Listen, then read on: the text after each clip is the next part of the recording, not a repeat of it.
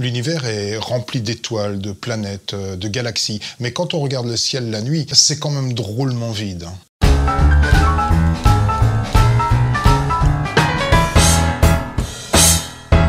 Prenons notre système solaire, par exemple. Alors le Soleil, il est à 150 millions de kilomètres de nous. La planète la plus lointaine, c'est Neptune, et alors elle se trouve à plus de 4 milliards de kilomètres du Soleil. Si la Terre était réduite à la taille d'un grain de poivre, la Lune, ce serait un dixième de grain de sel qui tourne à 3 cm de nous. Et le Soleil, ce serait une orange à 11 mètres. Si le Soleil était ici avec cette taille, la Terre serait ici. Je peux même pas dessiner un pixel pour la représenter parce qu'il serait encore 10 fois trop gros. La Lune, on n'en parle même pas.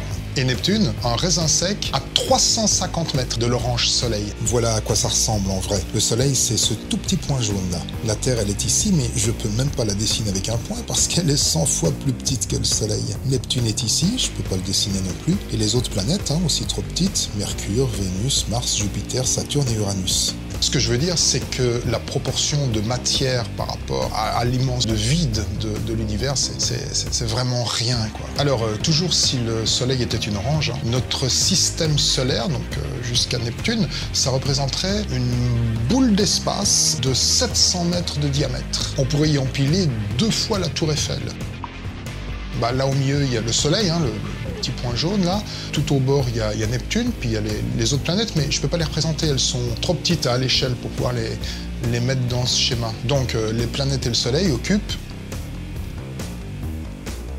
de l'espace disponible. Et encore, là on parle de notre système stellaire qui est un endroit de l'univers particulièrement dense. Parce qu'après Neptune, il n'y a plus grand chose. L'étoile la plus proche après, c'est Proxima du Centaure. Proxima, proximité, pourtant elle est drôlement loin quand même. Si le Soleil c'est une orange et puis la Terre c'est un grain de poivre à 11 mètres, Proxima du Centaure c'est une groseille à 3000 km. Ah ouais, ça calme, 3000 bornes. On envoie des robots sur Mars, oui, mais tranquille, là, c'est 6 mètres. Mais là, 3000 km donc. Oui, l'espace est très très vide. Ici, sur la Terre, tout est composé d'atomes, c'est-à-dire des molécules composées d'atomes, même l'air qu'on respire.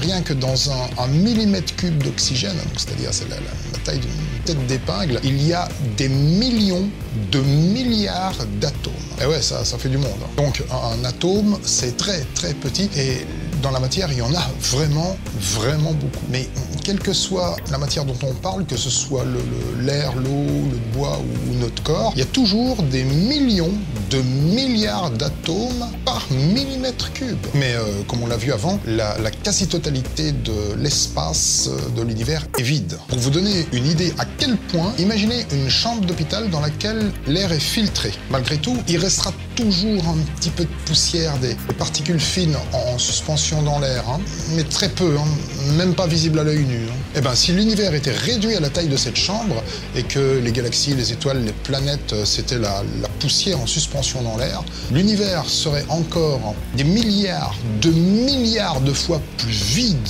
plus propre que l'atmosphère de cette chambre d'hôpital. Mais ici, sur Terre, enfin partout où il y a de la matière, il y a un nombre phénoménal d'atomes. On est loin du vide intersidéral. Quoique, un atome, on le représente toujours comme ça. Voilà, un noyau avec les électrons qui gravitent autour. Oui, mais c'est pas du tout les bonnes proportions, ça. Si on grossissait un atome de 10 millions de milliards de fois, le noyau serait gros comme une orange, et les électrons seraient 100 fois plus petits qu'un grain de sel, et ils graviteraient à 5 km. En gros, un atome avec ses électrons, il est encore plus vite proportionnellement que notre système solaire avec ses planètes. Donc, non seulement l'univers est très vide, mais en plus, quand on regarde la matière au microscope, on constate qu'elle est composée de 99,99999% de vide. Il y a tellement de vide entre les atomes et les électrons que je me demande même comment on peut voir ou toucher les objets.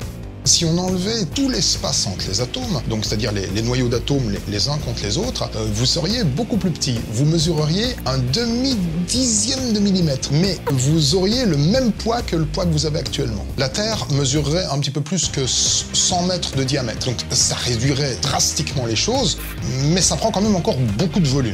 Le noyau des atomes est lui-même composé de protons et de neutrons, eux-mêmes composés de quarks et de gluons. Et si ça se trouve, même là à l'intérieur, c'est composé de 99,99999% de vide.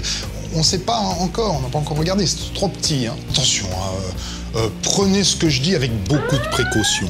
Parce que, 1, c'est de la pure spéculation intellectuelle, 2, je suis pas du tout physicien. Donc, je continue avec mon raisonnement très personnel. Au bout d'un moment, je me demande si la matière n'est pas composée de 100% de vide. Parce que quand l'univers est né, il y a 14 milliards d'années, tout était concentré dans un point tellement petit qu'il n'avait pas de dimension. La matière n'y était même pas compressée, parce qu'il n'y avait rien pour la compresser, il n'y a pas un gros étau pour écraser le tout.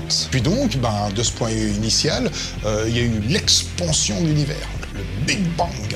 Personne ne sait pourquoi. Et on se retrouve aujourd'hui avec un immense espace vide et puis un tout petit peu de matière perdue là au milieu. Et si donc, comme je le propose, les atomes ne sont composés que de vide, alors la matière, ce serait simplement des grumeaux de vide, une singularité du vide, une illusion de matière. Mais bon, heureusement qu'ils existent, ces grumeaux de vide, parce que sinon on serait pas là pour en parler. Bah oui, elle est bien belle ma théorie. On est quand même bien là. Alors si cette vidéo vous a plu, cliquez sur j'aime, et partagez-la, et abonnez-vous à ma chaîne, ça nous fera plaisir à tous les deux.